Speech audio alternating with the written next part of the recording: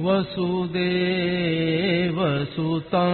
देवं कंसचाणूरमर्दनम्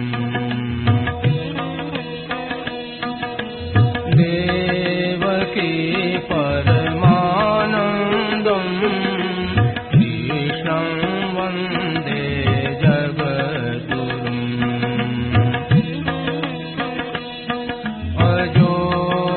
सन्नव्ययात्मा भूतानामीश्वरोऽपि सन् प्रकृतिं स्वामधिष्ठाय सम्भवाम्यात्ममायया यदा यदा हि धर्मस्य ग्लानिर्भवति भारत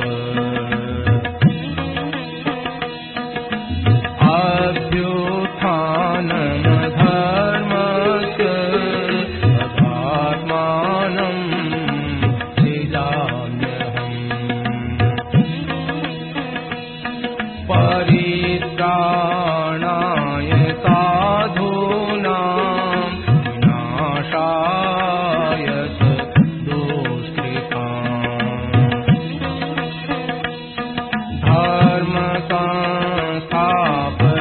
धर्मसंस्थापनार्थाय सम्भवामि युगे युगे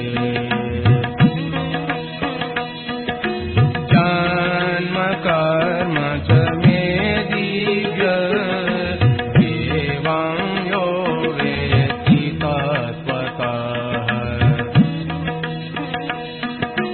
त्यक्त्वा देहं पुनर्जन्म नयति मामेति सोऽर्जुन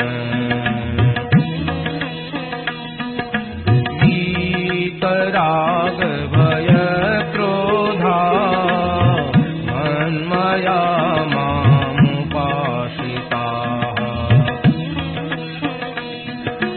बहवो ज्ञानतपसा भूता मद्भावमागताः।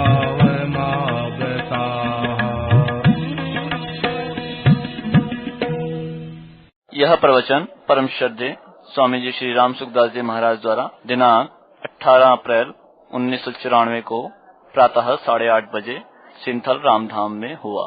राम राम। पराकृतनवद्बन्धं परं ब्रह्म नराकृते सौन्दर्यसार सर्वस्वं वन्दे नन्दात्मजं प्रपन्नपारिजाताय पुत्रवेत्रैकपाणये ज्ञानमुद्राय कृष्णाय गीतामृतदुहे नमः। वसुदेवसुतं देवं कंसचाणूरमर्दनं देवकी परमानन्दं कृष्णं वन्दे जगद्गुरुम्। वंशीविभूषितकरान्नवनीरदाभात् पीताम्बरा धर्मलिङ्गफलादपुष्पात् पूर्णेन्दुसुन्दरमुखाय कृष्णात् परं किमपि तत्समात्मसाने। हरि ओं परमात्मने नमः। श्री गोविन्दाय श्री गुरु शरणदेवाय नमः। महात्मने नमः। हरि नारायण नारायण नारायण। आपने न तो व्याकरण को बोध है, न शास्त्र को बोध है, न वेदांत को बोध है। क्या बताओ, नाश क्या हो जाए वह बात मार्मिक है। सब ध्यान देकर सुनो। मानो ज्ञान का काम क्या है, ज्ञान का परिणाम क्या होता है, ज्ञान का फल क्या होता है? अज्ञान का नाश। मानो ये चीज क्या है इसका पता नहीं, ज्ञान हो जाए घड़ी है तो इसको क्या है ये नष्ट हो जाएगा, घड़ी है सब पता लग जाएगा। ज्ञान से अज्ञान का नाश होता है, तत्व ज्ञान होता है। तत्व ज्ञान वो तत्व ज्ञान होता है जैसे दिया सड़ाई करे इस तरह से, तो तत्व ज्ञान होकर अज्ञान का नाश कर स्वयं शांत हो जाता है। अब आप क्या समझेंगे, ये समझ सकते आप समझ सकते इसको। तत्व ज्ञान और हरे नहीं समझ सकता, सुन सकते हो आप, मान सकते सुन लो, सीख लो। ज्ञान क्या करता है और भक्ति क्या करती है? ज्ञान करता है अज्ञान का नाश, और अज्ञान का नाश करके स्वयं शांत हो जाता है, चुप हो जाता है, बस है जो बस रह जाती है। ये बात है। अब इनको कैसे समझाऊं? आप बताओ, यही होता है और होता है? और बताओ, आप इतने बैठे हो, ज्ञान क्या करता है? अनजान पड़ा है ना, नहीं जानते उस परमात्मा तत्व को, हम नहीं जानते, तो नहीं जानना पड़ा नष्ट हो जाता है। और परमात्मा तत्व ये है, सच्चिदानंद परमात्मा है, इसका ज्ञान होने से परमात्मा विषय जो अज्ञान था उस अज्ञान का नाश हो जाता है, और अज्ञान का नाश करके स्वयं भी शांत हो जाता है, स्वयं भी शांत हो जाता है। तो बस तो है जो रह जाती है, जो वास्तव में है नहीं पड़ा मिट जाता है पड़ा प्राप्त हो जाता है।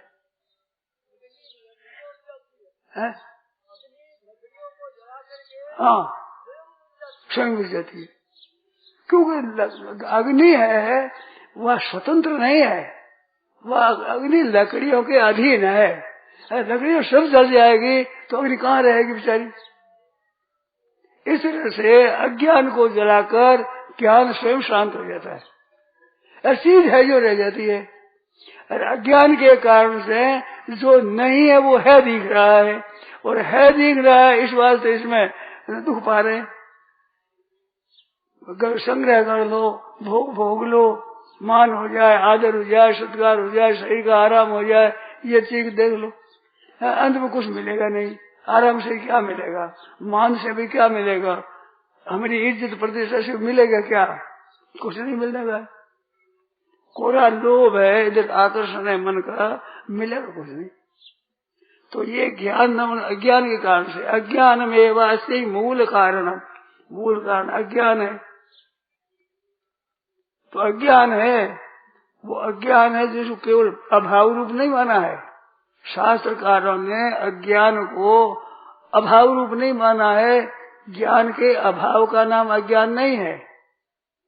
इसको सरल शब्दों में कहते अधूरे ज्ञान का नाम ज्ञान माना है, अज्ञान माना है, अथवा विपरीत ज्ञान का नाम अज्ञान है। अज्ञान शब्द ऐसा कहता है भाई ज्ञान का अभाव, ज्ञान के अभाव का नाम नहीं है अज्ञान। अज्ञान है विपरीत ज्ञान का नाम, जो असत्य को सत्य बताता है वो है अज्ञान। अनित्य को जो नित्य बता रहा है ये है अज्ञान। अपवित्र जो पवित्र बता रहा है ये अज्ञान। स्थायी नहीं है उसको स्थायी बता रहा है ये अज्ञान। नित्य निरंतर नष्ट होने वाले को सच्चा मानता है ये अज्ञान। जैसी है वैसी वस्तु का ज्ञान न होने देने का नाम अज्ञान। इस अज्ञान को ज्ञान होते ही इसको नाश कर देता है। फिर जैसी चीज है वैसी प्राप्त हो जाती है, जो पहले से ही थी वो सदा ही है, सदा ही रहेगी। वो तत्व की बात सदा थी पहले और अब भी है और आगाड़ी भी रहेगी।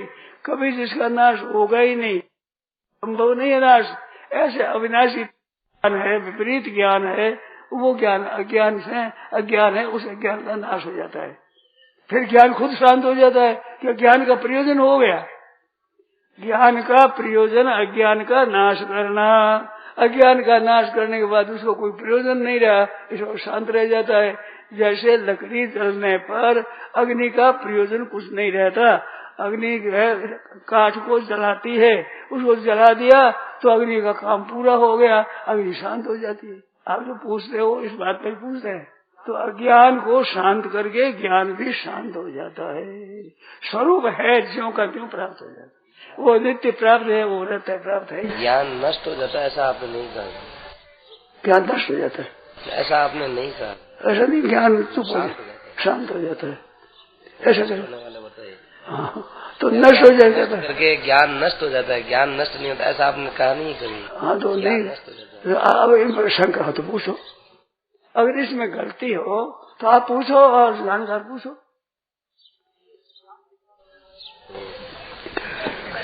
ज्ञान टिकता नया आदमी कह रहे ज्ञान टिकता नहीं है।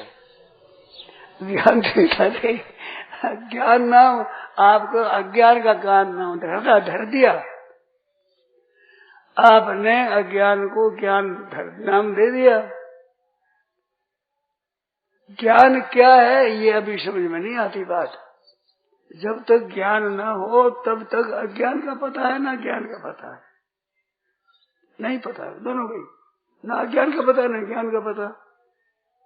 तभी तो मैंने कहूँ क्या कहूँ मैं, अज्ञान ज्ञान की बात पढ़ी हुई होती तो मैं कहता हूँ उनमें पढ़ा देता। आप व्याकरण जानते तो उसने पढ़ा देता, बता देता। आपने वेदांत पढ़ा हुआ होता तो उससे बता देता। अब आपने वो पता नहीं कैसे बताऊं।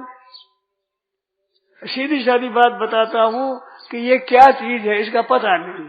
ऐसी चीज सामने आ जाए कि क्या है पता नहीं क्या है, तो पता नहीं तो इसका पता क्या होगा कि इसका ज्ञान कर दे घड़ी है ये, अच्छा घड़ी है ठीक है, बस इसका पता नहीं था इसको मिटा दिया ज्ञान ने। घड़ी का ज्ञान हो घड़ी है ऐसा जान लिया तो घड़ी विषय अज्ञान मिट गया। अज्ञान मिटने में मिला क्या है, जो मिल गई चीज, चीज मिले क्या, मिली हुई थी चीज तो अज्ञान था, वो अज्ञान मिट गया, है जो रह गया, जो तत्व है वो रह गया। तो ज्ञान अज्ञान को मिटाकर स्वयं शांत हो जाता है।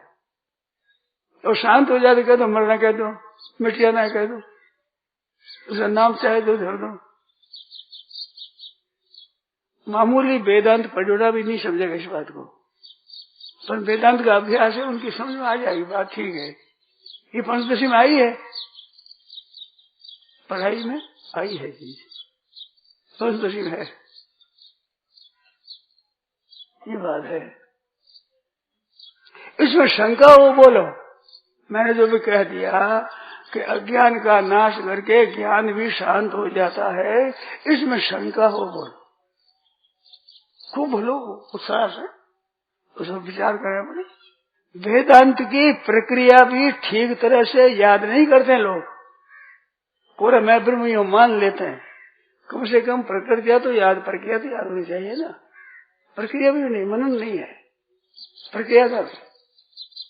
अब प्रक्रिया का भी मनन नहीं तो तत्व का कैसे बोध होगा, वहम हो जाता है, ज्ञान हो गया। ये मेरी देखी हुई बात है। योग वशिष्ठ पढ़ा तो मैंने समझा ज्ञान तो मेरे को हो गया, अब ज्ञान में क्या बाकी रहा, समझे ज्ञान हो गया। एक परमात्मा ही है, तत्व है, वो परमात्मा है, सच्चिदानंद घन है, वही परिपूर्ण है, वो है, ये ज्ञान हो गया। मैंने ये समझा ज्ञान तो हो गया, अब बाकी क्या रहा बताओ। परमात्मा तत्व ही है एक, इसके सिवाय और ज्ञान क्या क्या होता है, क्या हो गया। मैंने तो अपनी इतनी बात को बताई है कि वर्णमाला पढ़ी ठीक तरह से, तो वर्णमाला संस्कृत हिंदी के ग्रंथ हमारे पास थे, उर्दू अगर लिपि रहती तो समझ लेते भाई पढ़ी नहीं है, तो जो पढ़ो अक्षर तो वे गई है, तो पढ़ाई तो हमारी पूरी हो गई। कब बार को सीख लिया, किसी के पास हमारी पढ़ाई पूरी हो गई। कमी यही रही कि ये लिखते हैं पुस्तकों में, उनको मिलाकर अक्षर लिख देते हैं, ये गलती करते हैं। अलग अलग अक्षर तो ठीक समझ में आ जाए, अब दो चार मिला दें क्या समझे, तो ये गलती है। और अक्षर हमारे कोई बाकी रहा नहीं, जिस पुस्तक में देखो वही अक्षर है, तो पढ़ाई की हमारी बाकी क्या रही, हुई पढ़ाई।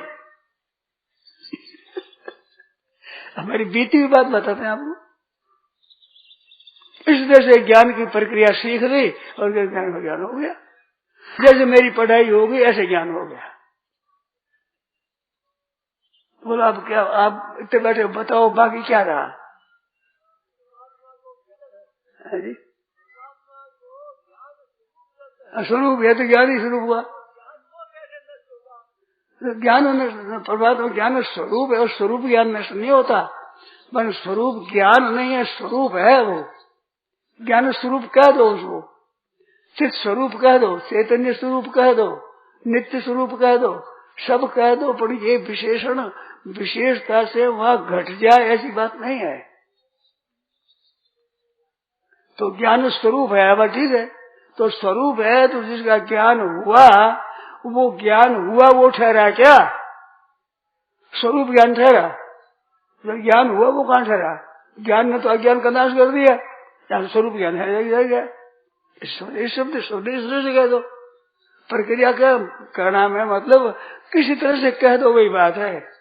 आदमी ठीक जान जाता है तो वो किसी तरह से कई तरह से कह सकता है। वो जिस बात को ठीक तरह जानता है, ये तो मेरे एक तरह से आप क्षमा करेंगे, मेरे कब्जे में आ जाती है बात।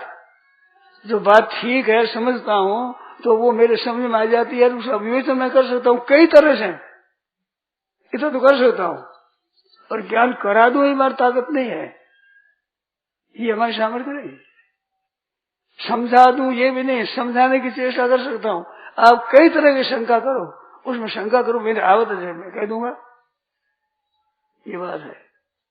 तो तत्व ज्ञान, जो तत्व ज्ञान है वो नहीं रहता है, ज्ञान स्वरूप रहता है। तत्व ज्ञान वो अतत्व को मिटा देता है, अतत्व है उसको मिटा देता है। अब मिटा देने पर वो उसका प्रयोजन कुछ नहीं। लकड़ी को जला करके अग्नि क्या होती, शांत हो जाती है, क्योंकि अग्नि का प्रयोजन तो लकड़ी को जलाना है। वो जल्दी अब अग्नि क्या करे, अब अग्नि रह जाती है, जो रह जाती है।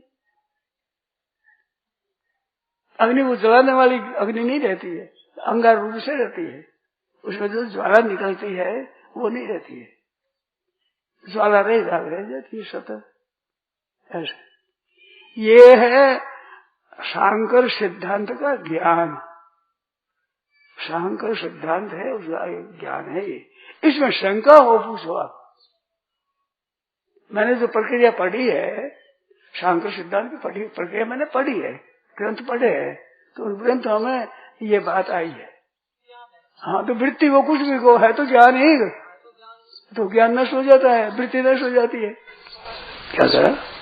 वो अज्ञान को हटा करके ज्ञान शांत रहता है, ये बात बैठती है। हाँ, ये बात बैठी। ज्ञान नष्ट हो जाती है, ये बात नष्ट नहीं से ज्ञान शांत हो जाता है। आदमी शांत हो गया, आदमी मर गया, दो ये बात एक ही से दो। उसमें अंतर है। मानो वो वृत्ति ज्ञान रहता है क्या? मैं आपको पूछूं, बैठिए।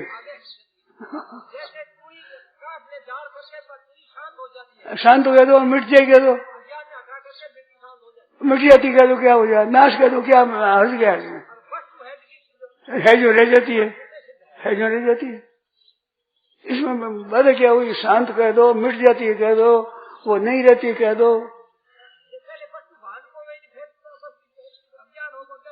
बस। अगर मिट गया तो किसने मिटाया? ज्ञान ने। तो ज्ञान मिटा कर खुद मिट जाता है, वो ज्ञान थोड़े रहता है, स्वरूप ज्ञान रहता है। बात तो ठीक कर, मैं तुम्हारी कहने में गलती हो तो बताओ, और जो संदेह हो तो पूछो।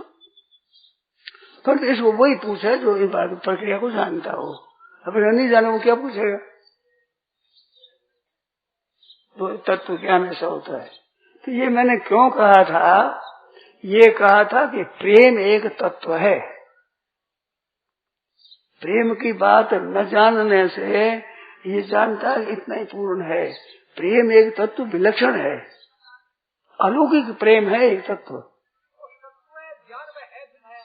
वो चेतन का है ना, वो चिन्मय है, उसमें सत चित और आनंद है ना। तो ज्ञान है वो चित है, और उसकी सत्ता है वो सत है, और उसमें जो विक्षेप नहीं, आलस नहीं, प्रमाद नहीं, कुछ भी अज्ञान के नहीं है, वो आनंद है। वो आनंद तत्व है, वो मुख्य हो जाता है, वो प्रेम होता है। वेदांत परिभाषा से उसमें प्रेम है, आनंद में। वो आनंद क्या है कि वो आनंद आकर्षण है, वो एक तात्विक बात है। आपको ध्यान दें, ये चीजें है ना इसमें खुद आकर्षण नहीं है। ये आकर्षण हमने पैदा किया है। ये आकर्षण खुद नहीं है। इसमें आकर्षण नहीं है। ये तो नष्ट होने वाले है। हमने पैदा किया है। जो पदार्थों में और भोगों में जो हमारा खिंचाव है, वो खिंचाव अनित्य वस्तु में है, परंतु हमारे भीतर एक खिंचाव है, भीतर है। वो खिंचाव टूटता है। जो जड़ का खिंचाव है, वो जो चेतन का खिंचाव, वो टूटता नहीं है, वो बढ़ता है। हाँ, टूटता है असत असत का, वो सत का खिंचाव बढ़ जाता है। जैसे माँ के प्रति बालक का जो खिंचाव है ना, माँ अच्छी लगती है, प्रिय लगती है। माँ के बिना रह नहीं सकते। ऐसा माँ की तरफ खिंचाव है। ये मूल में खिंचाव है परमात्मा की तरफ है। माँ का विषय बना लिया माँ को, ऐसे ही भोगों को विषय बना लिया, संग्रह को विषय बना लिया, तो वो खिंचाव इधर हो गया। वो खिंचाव खुद में है, वो अंतःकरण में नहीं है। वेदांत की प्रक्रिया में कहते हैं खिंचाव अंतःकरण का है, अंतःकरण वृत्ति का है, वृत्ति का नहीं है। वृत्ति में भान होता है, भान वृत्ति में होता है, परंतु वो वृत्ति का नहीं, स्वतः शुभ में है। क्यों? ईश्वर अंश जीव अविनाशी, तो अंश का अंशी में खिंचाव है। वो खिंचाव जड़ की तरफ होने से आसक्ति कामना हो गई, और वो तत्व की तरफ जो भी अधिष्ठान है उसकी तरफ हो गया, वो प्रेम हो गया, और अधिष्ठान का जो बोध हो गया वो ज्ञान हो गया। तो ज्ञान से प्रेम एक अधिक है, अलग है। वो ज्ञान होने के बाद जो प्रेम होता है वो प्रेम अलक्षण होता है। वो हाँ, तो वह में ज्ञान है, उसमें प्रेम है, आकर्षण है। जैसे हमारे को रुपयों का ज्ञान हुआ, पदार्थों का ज्ञान हुआ, उस ज्ञान के वो ज्ञान हो जाने से हमारा आकर्षण होता है। अब थोड़ा सा सुनना, सब भाई कोई समझ में न आए तो पूछ लेना, भाई समझ करके पूछना, इतनी कृपा करना, हमारे इस विषय को समझ करके पूछना। जैसे हमने समझा कि रुपया है, तो मोर है, हम नहीं समझे क्या है, कहते मोर है, ये इसमें 50 रुपया 100 रुपया है, ऐसा कह दो। तो वो रुपया का हीरा को हम जानते नहीं क्या है, ये लाख रुपये, ये 3 लाख का हीरा है। तो पहले समझे क्या है, ये हीरा है। हीरा क्या होता है कि कीमती होता है। कितना कीमती? कि 300 कीमती हो, 3000 कीमती होती है इसकी। ठीक है, 3000 कीमती है, तो 3000 उसकी कीमती है, ये ज्ञान हो गया। परंतु जो रुपयों का लोभी है, उसका क्रिया में आकर्षण हो जाएगा। ज्ञान आकर्षण नहीं करता है, ज्ञान अज्ञान को मिटाकर शांत हो जाता है। और आकर्षण जो होता है वो प्रेम है। तो प्रेम, रुपयों में प्रेम होता है लोभ दोष के कारण से। लोभ रूपी दोष होता है तो आकर्षण होता है। अगर लोभ नहीं है तो आकर्षण नहीं होगा। रुपया ज्ञान हो जाएगा, रुपया है, परंतु लोभ नहीं है तो आकर्षण नहीं होगा। ऐसे भोग है, उसे भोग की इच्छा होती है तो भोग में आकर्षण होगा। अगर भोग की इच्छा नहीं है तो ज्ञान हो जाएगा कि स्त्री है, ये पुरुष है, ये भोजन है, ये कपड़ा है, ऐसा ज्ञान हो जाएगा। पर ज्ञान होने से अज्ञान नष्ट होता है, आकर्षण नहीं होता। वो आकर्षण होता है लोभ रूपी दोष से। हमारे में लोभ रूपी एक दोष है, काम रूपी एक दोष है। उस दोष से उसमें प्रियता पैदा होती है, उसमें प्रियता दिखती है, और वो प्रियता नाशवान है। भोजन में बहुत प्रेम आता है, आकर्षण होता है, मन खाते खाते खाते तृप्ति हो जाती है, तब उसमें अरुचि हो जाती है। अब इसके अर्थ भी समझना चाहिए। तृप्ति क्या है? तृप्ति नाम है थकावट का। अब खा नहीं सकते, ये असामर्थ्य का नाम तृप्ति है। तृप्ति को चाहिए नहीं, अब खा नहीं सकते तो कैसे तृप्ति होगी? तृप्ति क्या है? थक गए, अब खा सकते नहीं, असामर्थ्य आ गई। असामर्थ्य का नाम है तृप्ति। तृप्ति तो है ही नहीं। तृप्ति कैसे होगी?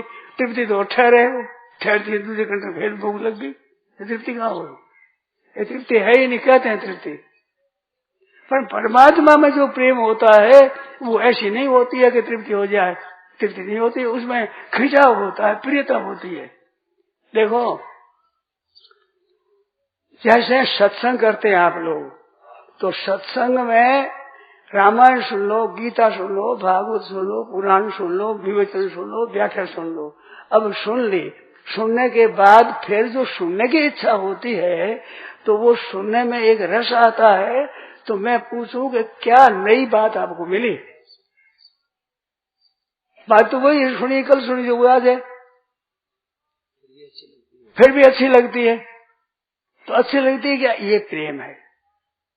ये क्यों लगती है? कि जिज्ञासा है भीतर। जैसे लोभ दोष होने से रुपये अच्छे लगते हैं, ऐसे जिज्ञासा से अच्छा लगता है ये। और तो जिज्ञासा अच्छी लगती है, इस बात को बार बार सुनते हैं। वो जिज्ञासा ज्ञान से पूर्ण हो जाती है। जिज्ञासा है ज्ञातुम इच्छा, जिज्ञासा जानने की इच्छा। तो जानने की इच्छा जानते ही जिज्ञासा शांत हो जाती है, जिज्ञासा नहीं रहती है। फिर स्वरूप भूत ज्ञान रहता है। उसमें वेदांत में ज्ञान और तरह का बताया है, और जो वास्तविक प्रेम है वो और तरह का बताया है। वेदांत में प्रेम का नाम बताया है कि मैं कभी मरूं नहीं, कभी मेरा नाश नहीं हो, निरंतर ऐसा ही रहूं, इसका नाम प्रेम बताया वेदांत में। इसको प्रेम कहते हैं। ना भूयान भूयासम इति प्रेमात्मनि ईक्षते, आत्मनि प्रेम ईक्षते देखा जाता है। मैं कभी नष्ट नहीं हूँ, कभी मेरा नाश नहीं हो, यहाँ जो मैं बना रहा हूँ, इसका नाम प्रेम है। ये वेदांत का प्रेम है। भक्ति का प्रेम और है, इससे विलक्षण है। बताया है कि बोध से पहले जो प्रेम है द्वैत है। प्रेम द्वैत है, द्वैत बोध से पहले द्वैत है। वो द्वैतपना ज्ञान होने से मिट जाता है।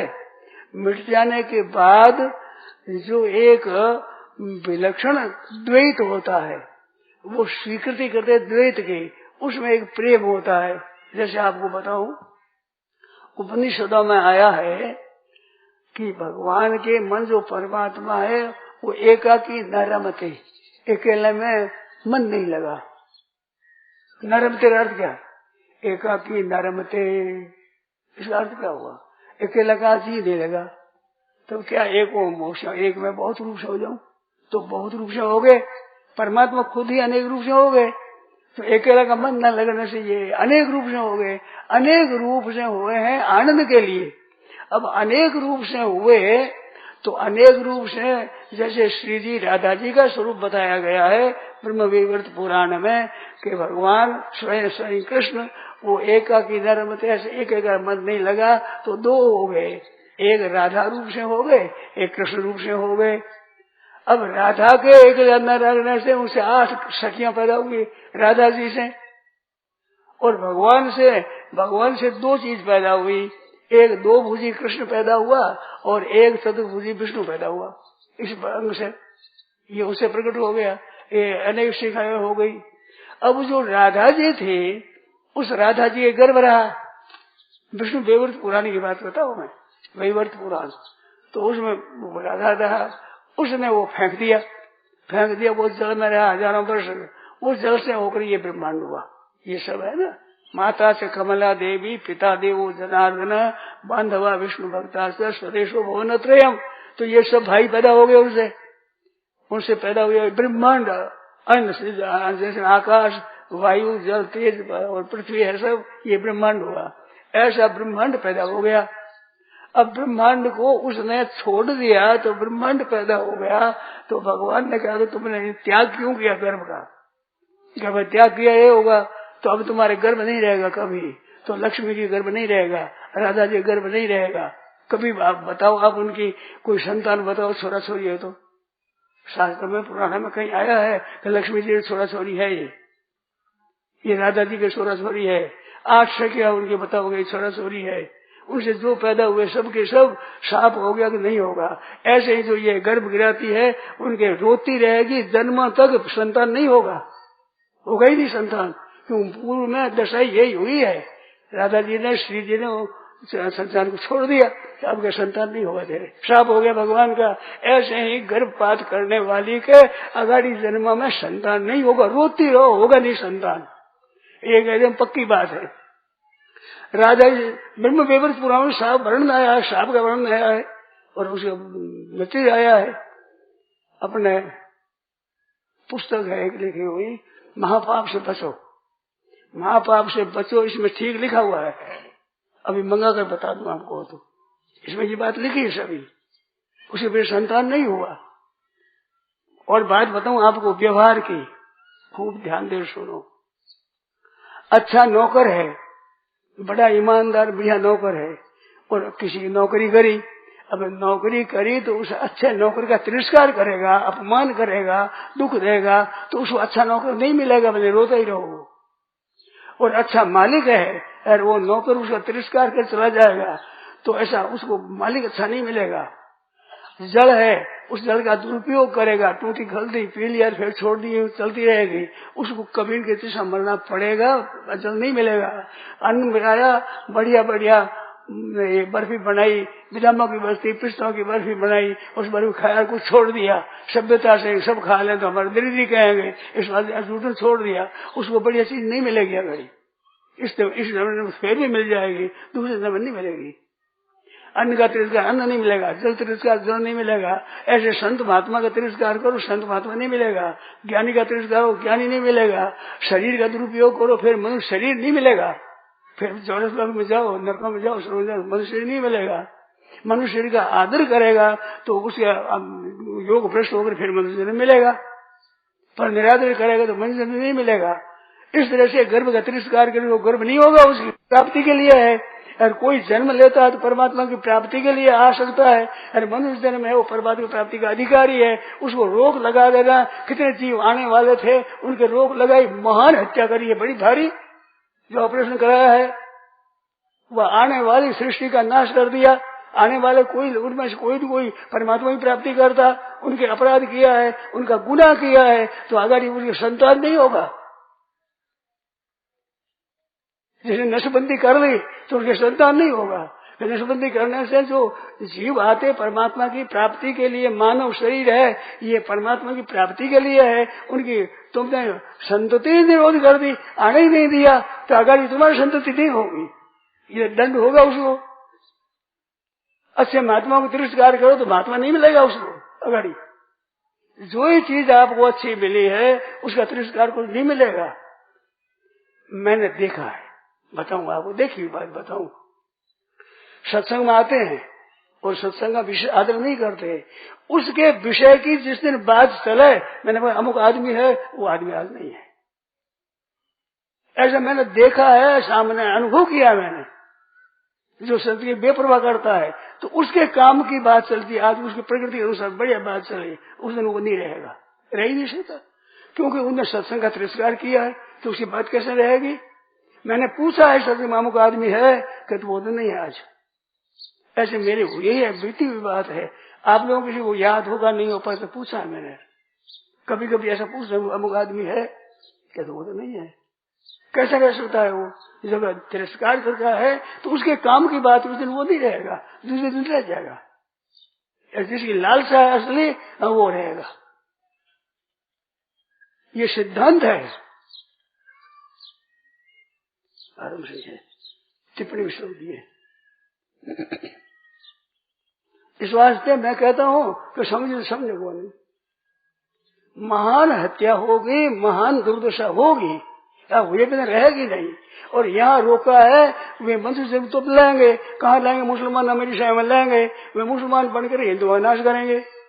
हिंदू मुसलमानों का नाश नहीं करते हैं, ये मंदिर तोड़ते हैं, इनके ग्रंथों को आकर जला देते हैं। बताओ जलाने से क्या फायदा होगा, जलाने से क्या फायदा हुआ। और बड़े भाई पुस्तकालय थे, उनको बादशाह के समय में जला चाह करके पी गए। मंदिर तोड़ दिया, देखो अयोध्या का मंदिर तोड़ दिया, मथुरा का मंदिर तोड़ दिया, काशी का मंदिर तोड़ दिया। मंदिर तोड़ने में क्या फायदा, उनमें वो जन्म लेंगे, मनुष्य जन्म तो मिलेगा उनको, अब मिलेगा, आपने रोक दिया तो कहाँ जन्म, वहां जन्म होगा, फिर आपकी क्या दशा होगी। और वहाँ ज्यादा आदमी पैदा होंगे तो फौज पलटने में मुसलमानी भर्ती होंगे, कहीं लड़ाई होगी तो हिंदुओं को मारेंगे, और क्या होगा नतीजा बताओ। और अधिक संतान हम वो एक हमारे वो माँ बाप की सेवा करेगा, कोई फैक्ट्री खोलेगा, खेती करेगा, गौपालन करेगा, समाज की सेवा करेगा, क्या करेगा एक आदमी।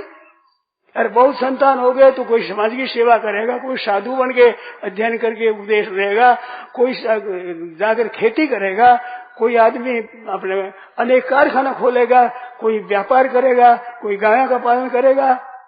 अब हम दो हमारे दो क्या करेंगे?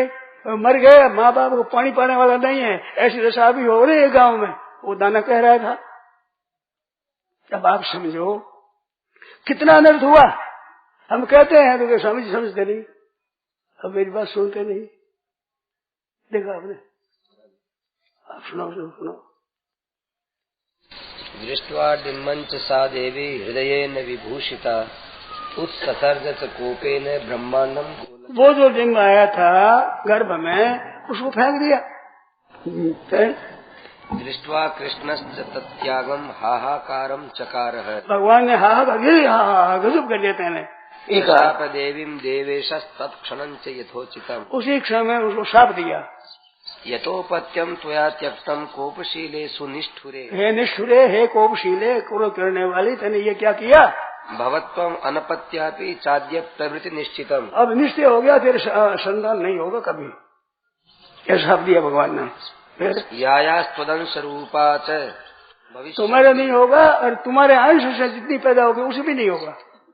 जैसे राधा जी के शरीर से 8 सखियां पैदा हुई, भगवान के यहाँ 8 सखा पैदा हुए। जैसे लीला हुई, उन 8 सखियों किसी के संतान नहीं हुआ। तेरे अंश से पैदा होने वाली सखियों के संतान नहीं होगा, तेरे भी नहीं होगा, कभी नहीं होगा। अनपत्याश्चता सर्वास तत्समा नित्य यौवना। वह नित्य यौवना है, पर अनपत्या अपत्य नहीं होगा, संतान नहीं होगा। उनके यौवन रहेगा, ठीक रहेगा, पर शरीर संतान नहीं होगा। ये तो एक अंश एक बात है पूरी। आगे दूसरी भी है। अथ कालांतरे साच द्विधा रूपा बभूव है। वह 2 रूप से हुई। वामार्धांगाच कमला दक्षिणार्धाच राधिका। हाँ, सरस्वती हुई, एक लक्ष्मी हुई उनसे। ना सरस्वती संतान हुआ, ना लक्ष्मी संतान हुआ। कमला और राधिका 2 हुई। आगे एतस्मिन् अंतरे कृष्णो द्विधा रूपो बभूव है। दक्षिणार्धश्च द्विभुजो वामार्धश्च चतुर्भुज है। द्विभुज हुआ, एक चतुर्भुज विष्णु प्रकट हुए। अनपत्ये च ते द्वे च यतो राधांश संभवा। जितनी अनपत्या हुई, जितनी राधा के अंश से जितनी पैदा हुई, सब अनपत्या हुई। कोई किसी की संतान नहीं हुआ, उनको वही नहीं की संतान। राधांग लोम कूपेभ्यो बभूवुर गोपकन्यका। राधा तुल्याश्च सर्वास्ता राधा तुल्या प्रियम वदा। प्रियम वदा मीठी बोलने वाली हुई, अच्छी जुबन वाली हुई, पर संतान नहीं हुआ। अनपत्याश्चता सर्वा पुंस शापेन संततम। निरंतर अनपत्या हुई, अपत्य नहीं होगा, संतान उसे नहीं होगा कभी। रत्न भूषण भूषाढ्या शाश्वत सुस्थिर यौवना। यौवन भी ठीक रहा, रत्नों के गहने भी है, श्रृंगार भी अच्छा है, पर संतान नहीं होगा। ये क्या खंड है? प्रकृति खंड के दूसरे अध्याय में है। विष्णु वैवर्त पुराण प्रकृति खंड, उसके दूसरा अध्याय इसमें है। ब्रह्म वैवर्त पुराण। विवर्त होता है, विवर्त एक कार्य होता है, एक विवर्त होता है, एक आरंभ है, विवर्तवाद है, एक आरंभवाद है, एक क्या है? आरंभवाद है, विवर्तवाद है, परिणामवाद है। परिणामवाद, विवर्तवाद और आरंभवाद। नैयायिकों का आरंभवाद है, शंकराचार्य का विवर्तवाद है, दूसरे सांख्य आदि का है परिणामवाद। विवर्तवाद क्या है? और चीजें और तरह की, उसको विवर्त कहते हैं। तो ब्रह्म वैवर्त पुराण है ये।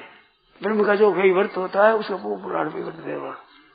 अब ये किसी की पढ़ा हो तो बोलो भाई, आपने पढ़ा हो, किसी सज्जन ने पढ़ा हो तो बताओ कि एक परिणामवाद होता है, एक विवर्तवाद होता है, एक आरंभवाद होता है आपको किसी याद बताओ?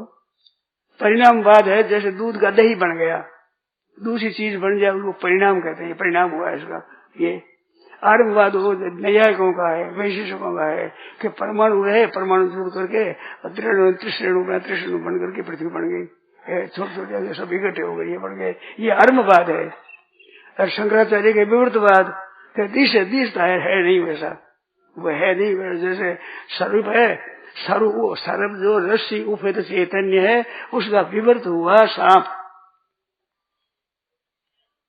तो वो किससे कुपित हुई कि ज्ञान यथेदं किंचित है या कुछ ऐसा ज्ञान हुआ, और विशेष ज्ञान नहीं हुआ तो सामान्य ज्ञान नहीं होगा तो साफ दिखेगा नहीं। साफ अंधेरे में साफ साक्षात ही नहीं दिखेगा, रस्सी कैसे दिखेगी? साफ दिखेगा नहीं। और साफ न दिखे बिल्कुल तो उसके प्रयोग शाम पर, और दिख जाए साफ तो पता हो जाए तो क्या है, मंद अंधकार में कुछ ज्ञान और कुछ अज्ञान, उस अज्ञान के कारण से रपो रज्जु उपित चैतन्य, चैतन्य आश्रित जो प्रकृति, वो प्रकृति होती है कुपित, वो कुपित होकर के सर्प का रूप धारण करती है। सच्ची झूठी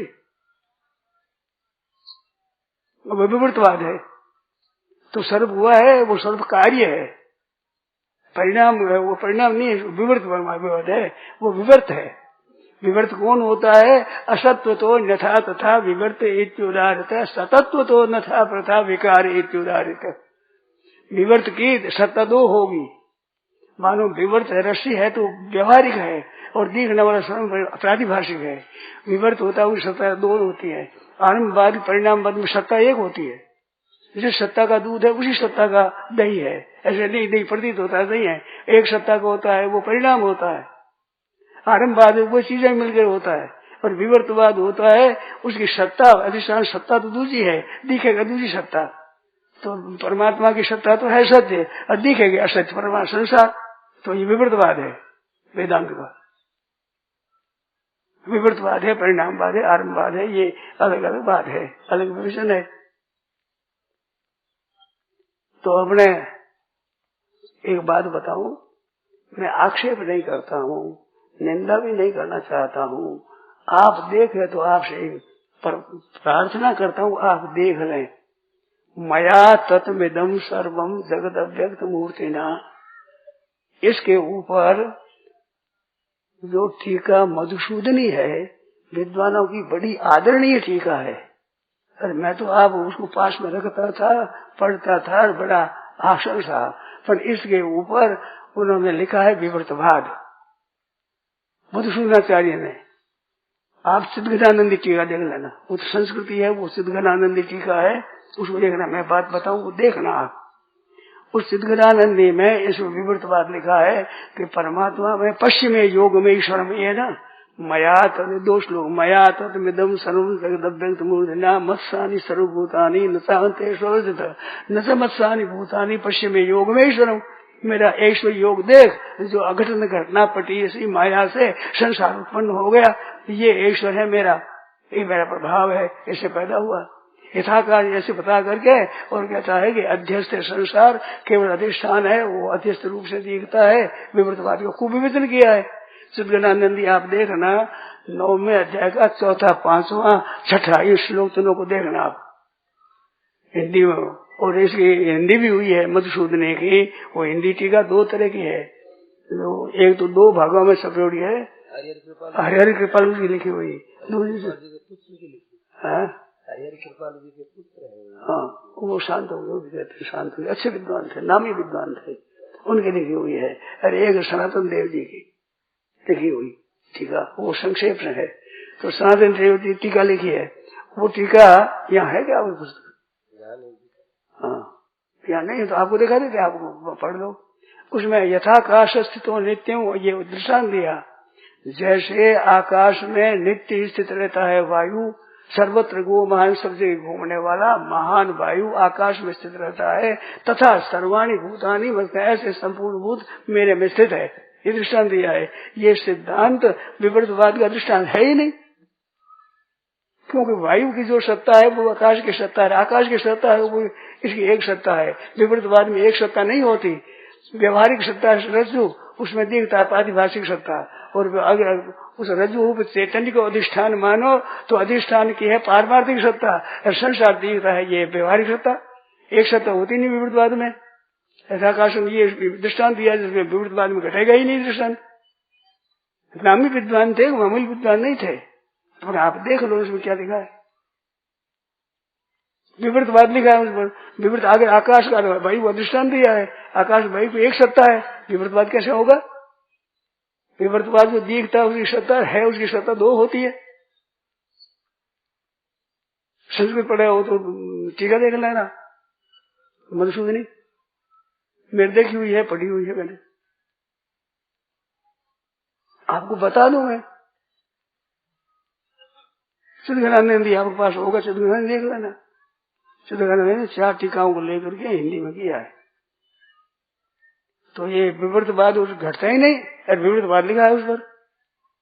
हम कहते हैं कर्म है, ये विवर्तवाद नहीं है, ये कर्म का वर्णन है।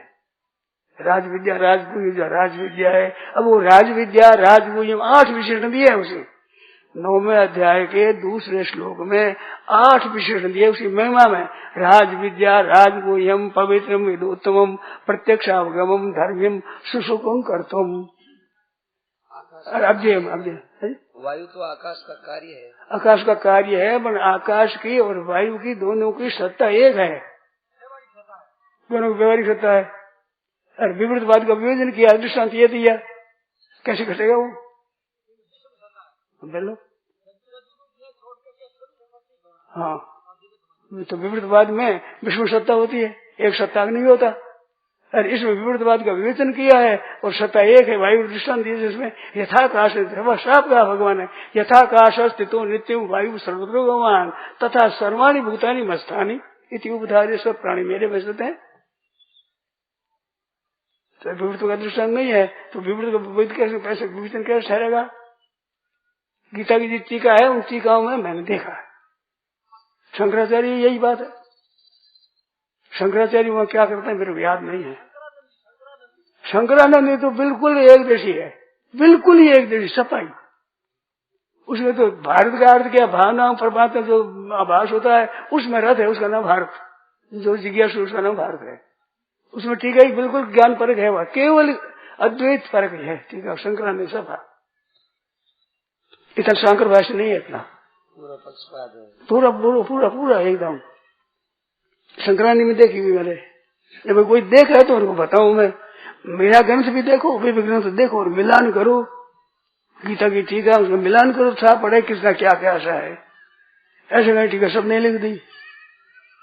एक बात याद आ गई, विवेकानंद जी विवेकनाथ जी थे ना, विवेकनाथ जी कहते जयदयाल का रापट रोड़िया है, टीका लिख जयदयाल का रापट रोड़िया, रापट रोड़िया कहते। अरे कह रहे उतर समझो, देखो तो सही, कोरा रापट रोड़िया कह दिया। विवेकनाथ जी कहते थे जयदयाल का रापट रोड़िया है। आप पहले तिरस्कार करते हो तो गहरा उतर के समझो, विचार करो, मिलान करो उनका, तब पता लगेगा ना। ऐसे क्या पता लगे? काका कृष्णा पिका कृष्णा को भेद है, कृष्ण हो कृष्ण भेद में एक कोयला है, कोयल है, एक कागला है। रंग पे देखने में क्या पता लगे? बसंत है तो उसमें प्राप्त पिका क्या का काका पिका पिका। बसंत ऋतु आवे उसमें बोलने में पता लगेगा कौआ कौआ है, पिक पिक ही है। ऐसे कागज कागला एक ही एक रंग रही है।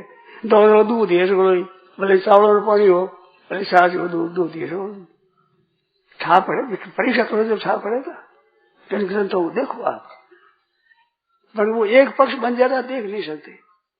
जिसका पक्ष होता है उसमें दोष नहीं दिखता, और जिसका विपक्ष होता है उसमें गुण नहीं दिखता। ये याद कर लो आप, जिसमें हमारा पक्ष होगा उसमें दोष नहीं दिखेगा, और जिससे हमारा बैर हो जाएगा गुण नहीं दिखेगा उसमें।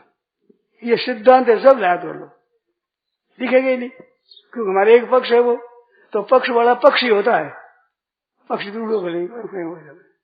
अपना अपना मत है, वो मत वाला होता है, मत वाला होता है, बहुत थोड़ा ही वो बाबुर भेद विवश मत वाला ने ते नहीं बोले पर तो संभाला। मत वाला क्या संबंध बोलेगा? तो मत को पकड़ेगा वो मत वाला।